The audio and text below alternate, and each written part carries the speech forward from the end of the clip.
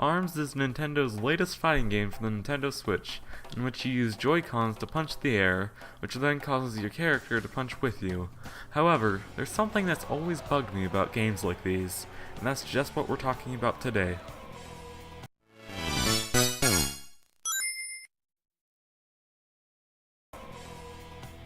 Hey everyone, so the game that we're talking about today is ARMS. So let's get this out of the way first. My arms are pale. Deal with it. So ARMS is the latest fighting game from Nintendo that isn't Smash for once. Not to say I dislike Smash by any means, but it was nice to finally see Nintendo trying out a new fighting game for once. And yes, I'm ignoring Pokken for like as long as I'm alive. So in ARMS we have a new mechanic where you hold one Joy-Con in each hand, and then punch with said hand. Your character will punch in-game. The arm used to punch in-game is dependent on the arm that punched in real life. You can also curve your real-life punches to curve the in-game punches. By punching with both hands, you can grab. This can take an opponent out of any animation, which includes shielding and a burst attack. Speaking of shielding, you can shield by tilting the Joy-Cons into each other while in a neutral position. And again, you can be grabbed out of a shield, so be cautious. Also, while shielding, the special ability on your arms charges up, and when it's fully charged, you can punch to release an elemental ability such as fire, electricity, freeze, and so on. And after a few successful hits on your opponents, you get a burst attack, which when released unleashes a flurry of punches upon your enemies. This is used either as a way to deal a lot of damage or as an effective last resort for killing. How much charge you have left also persists between lives. And for some reason, you can be grabbed out of it. And it's super frustrating when you do, because I just wanted to use my burst attack. Just because you had your grab out doesn't mean it should take priority, and sorry, this game upsets me. And the gameplay is super tight. Most of the time. You see, I have two sets of Joy-Cons, and the blue and red ones work perfectly fine, though the gray ones tend to mess up and not work properly. It's probably just an issue with my Joy-Cons, but I don't know really.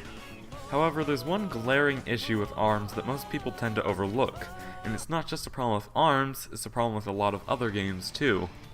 You see, when a game is made, it's made to fill a purpose. In ARMS' case, it was made to be a fighting game in which you use motion controls to punch, move, shield, and all the normal fighting game things. The issue is that after a while, most people will get bored of this concept.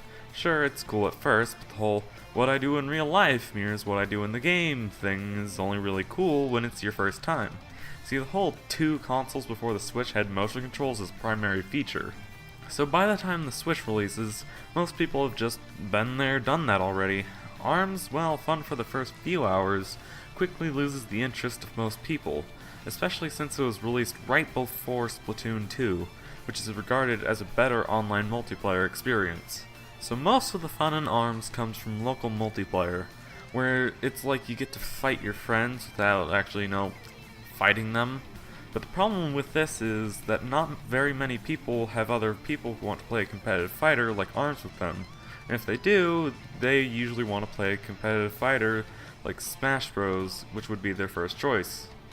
Games suffering from being local multiplayer focused isn't a new thing, however, not even on the Switch. 1-2 Switch was a launch title and was a two-player only game. There was no single-player experience to be had, and the game was mostly based around motion controls and the fancy new HD Rumble. However, 1-2 Switch flopped from being in the shadow of the obviously better Switch launch title, and if you wanted local multiplayer, Mario Kart was only a month away, so why not just wait for that instead? This problem exists with ARMS too. While it's the only Nintendo-made fighting game on the Switch as of now, there's still Street Fighter 2. If you don't mind booting up a new console, there's always Smash. And if you want an online multiplayer experience, Splatoon was right around the corner. ARMS basically suffered from being a niche game, which already hurt its longevity. Then it was overshadowed by a new, supposedly better multiplayer experience, and with multiple other fighting games, there was almost no reason to play it. And it's not like I hate ARMS or anything. I'm just saying that its longevity as a casual game, or heck even an esport, won't be nearly that of the caliber of the other Nintendo fighters we have. And I really do wish ARMS would be successful and have a long life as a competitive fighter and esport, but I just can't see it happening with when it released and all the other factors I've previously mentioned. But how does ARMS hold up as a game? Well, that's kind of my job to tell you that, so I probably might. Or I could just end the video here. Actually, I'm just gonna do that, I'm tired. Of course I'm kidding. Actually, you probably knew that, because literally every YouTuber has done this joke before. Anyways, ARMS has super tight controls for one. It surprised me at first how good it felt to punch and shield and especially grab. Everything is nice and responsive and feels great. And the music is okay, I guess. A lot of people are saying the main theme is good and catchy, but really isn't. It's just kinda annoying after a little while. In my opinion, the rest of the music is kinda bland too. And it doesn't help that a lot of the stages are variations on the main theme. All the characters are varied just enough to suit different playstyles, and that's something I really love about this game. Like all round characters who just need a good place to start, pick Springman. Like aerial mobility, try Riven Girl. Like more technical characters, and go with Helix. All the characters in this game are meant to suit a playstyle and have their own distinct personalities as well. It's really nice.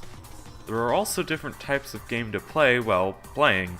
There's your standard 1v1, then there's also a free-for-all with 3 players, and 2v2s. Then there's minigame type modes where you either bounce a ball back and forth over a net, or hit targets, or fight a robot head thing. I'm not as big of a fan of these minigames, and when playing online with random people, you're forced to play them. I don't see why. You can't even select if you want to do 1v1s or 2v2s. In Ranked, you do exclusively 1v1s with no items, which is good, but I feel like forcing minigames upon the player hurts the game immensely, at least when they're in the casual mode.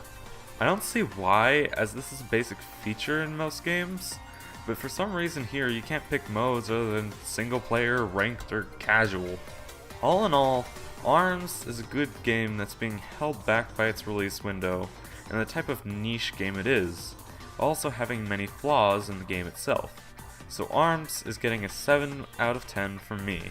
It's a good game, sure, but its flaws worsen the experience, for me at least.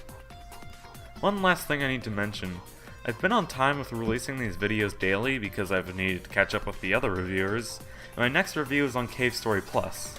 But the thing is, I've never played through the game, even off camera, so I'm gonna start making these videos on a weekly basis so I can play through the games that I haven't played.